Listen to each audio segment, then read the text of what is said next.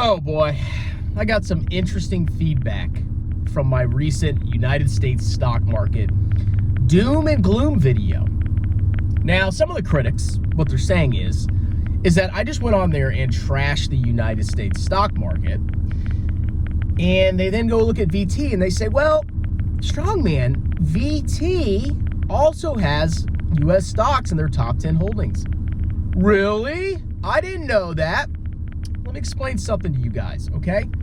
Number one, I'm man enough to admit that I could be wrong about U.S. stocks. There may be some reason that U.S. stocks are 60% of the world's market cap, even though we're only 25% of the world's GDP. Maybe we produce 60% of the world's corporate profits. Maybe. I don't know. I tried to find the data. It was hard to find. Maybe there's a fundamental reason our stocks are, sorry, I got snot in my nose. Maybe there's a fundamental reason our stocks are 60% of the world's market cap. Okay, I acknowledge that. Now, if I'm right, and U.S. stocks get freaking annihilated, is that going to hurt me in the long run? No, because I'll just accumulate them as their price goes down. But let's say I'm wrong. Let's say I misunderstood why U.S. stocks are so massively, quote unquote, overvalued, in my opinion. Well, if I decided to sell all my U.S. stocks and buy international stocks, and I'm wrong, well, I'm going to have a massive opportunity cost if U.S. stocks continue to outperform. I fully acknowledge I could be wrong. That is the essence of being a Vogelhead investor. You do not time the market. You either time the market or you don't. You either own the world or you're basically trading, is in my opinion. Now, the Vogelhead philosophy is very simple, in essence, okay? You focus on living below your means, and I'm not the spokesman of the movement, okay? I mean, there's a whole organization and website dedicated to this. But the whole purpose of the philosophy is to minimize your expenses, maximize your tax advantage accounts, max amount, and buy either total U.S. or total global index funds.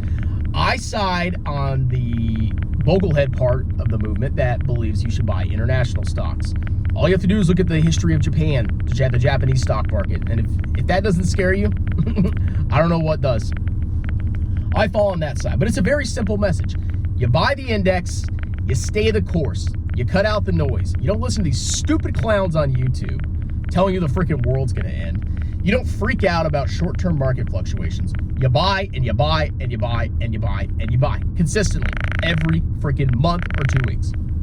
And you will probably outperform the vast majority of investors. And it seems crazy. And it seems like it's too simple. It's too good to be true.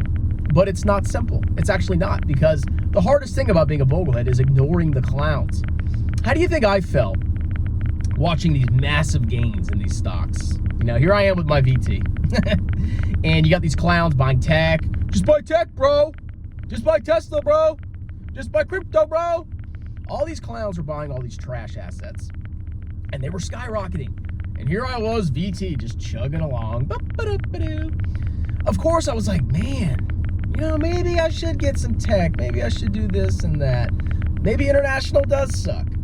And I even got to the point where I put like some money into the NASDAQ 100. I mean, I actually sold that at a pretty massive gain, but I came to my senses quickly. It's very hard to resist the pressure to follow the herd. That's the hardest part about Vogelhead investing. It's one of the hardest things you could possibly do. But it actually turned out to be correct, because if you look what happened to all these clown stocks and these cryptocurrencies and ARK, just buy ARK, bro! They all got freaking wrecked because they are trash. So, you guys can't be so butthurt at my U.S. doom and gloom videos. And some of you, like, I don't get this. Some of you think I'm a Chinese shill fanboy and a traitor to the U.S. because I have a small speculative bet in Alibaba stock.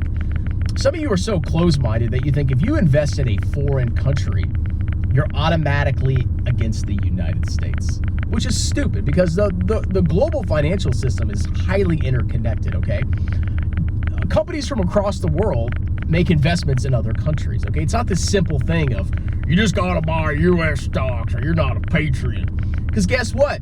If everybody had that philosophy, we probably have issues getting investment in our country. It's actually good when other countries invest in our country. They open factories, they create jobs. it's not the end of the world if you invest in another country, because capital is global. Flows in the U.S. and it flows out of the U.S. It's as simple as that. So keep that in mind. And also, we have foreigners that fund our debt. You guys know that? I still think the vast majority of the federal government debt is funded by, United States entities. There's a rumor that China owns all our debt. That's BS. But there are international countries that lend us money, okay? And if we didn't have those, we'd be in a lot of trouble now, wouldn't we? So, don't get freaked out. Now, I've had people email me, and they say, well, it was really interesting about your video, and I saw that you think U.S. stocks are overvalued. Should I go all in international? No. That's timing the market. You don't time the market. I don't time the market. You should not, because you will end up getting your cheeks clapped. Because the worst thing that can happen, like I said, is you watch my video. U.S. stocks are doomed. Well, if I sell U.S. stocks, I can buy international and I'll make way more money. You might be right. You might actually make a ton of money. But if you're wrong, you're going to miss massive freaking returns. So don't stress, okay? If you have a super long time horizon, I think in decades, I really do. Some people say, I think in 3 to 5 year horizons, la-foo-foo. I think in decades. If the next decade of stocks returns is negative, if our stock market just gets wrecked, if the global stock market just gets wrecked, am I worried? No, because I look at the global GDP statistics and the projections. We're going to have higher GDP. We're going to have higher global GDP. We're going to be more productive, wealthier, and better off, in my humble opinion, in 30 or 40 years. And I think stock prices will eventually reflect that fact. So no, I'm not worried in the slightest. I want 10 years of annihilation. I want U.S. stocks to crash 60, 70%. I want international stocks to crash 60, 67%. And I'm going to buy them all because I acknowledge I'm just one person. I don't understand every nuance and, variable about the world. I can't possibly time the market to such an extent that I massively outperform it. And the downside risk is so enormous that I'm not going to risk losing massive opportunity costs, massive sums of money in the future. So chill out, okay? If you like U.S. stocks and you want to go all in U.S., okay, you can do it. I'm not here to tell you you have to buy VT. If you don't want to ever stress about timing the market and you don't want to worry, you want to mitigate the risk of human error, you can just buy a global index, okay, or a target retirement fund. Because when you do that, it's impossible to time the market. Think about my portfolio.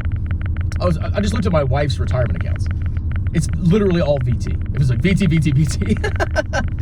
She's like an IRA, traditional Roth, and a taxable account. VT. How can you screw that up? Okay, how can you can't trade part of VT and buy another part of VT. You have everything in one, so you don't have to worry about it. It's as simple as that. So everybody calm down. Have some freaking patience. Think for the long run, 10, 20, 30, 40 years. And stop trying to 10x in 5 seconds. Because if you do that, you're going to be selling your butt. Okay? All right, that's it. I got to go back to work. Doing non-for-profit taxes now. Well, they don't necessarily pay taxes, but... Why would you not want to profit? All right, talk to you later. Cheers!